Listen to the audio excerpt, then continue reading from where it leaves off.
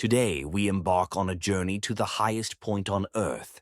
This is Mount Everest, the tallest peak on our planet, towering above the clouds like an unyielding giant. But how did this colossal structure form, and when did humans first recognize its true height? Around 50 to 60 million years ago, India was not where it is today. Instead, there was a vast ocean called the Tethys Ocean. Over time, the Indian tectonic plate moved northward and eventually collided with the Eurasian plate. As a result of this immense collision, the Himalayas were born.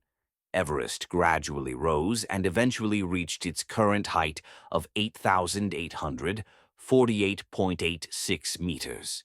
But here's something fascinating. Everest is still rising by about 4 millimeters per year. It took centuries for humans to determine Everest's true height.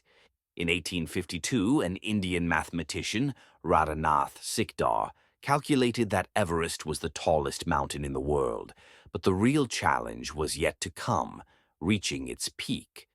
And on May 29, 1953, New Zealander Edmund Hillary and Nepali Sherpa Tenzing Norgay became the first humans to officially reach the summit of Everest. Since that historic moment, Everest has captured the imagination of countless climbers and explorers. But every year, while many attempt the climb, not all return. Today, Everest remains a symbol of human ambition and perseverance.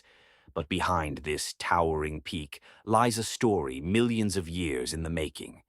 Everest is not just a mountain. It is a testament to Earth's transformation, movement, and unstoppable geological forces.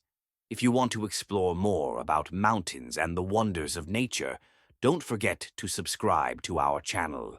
See you at the next summit.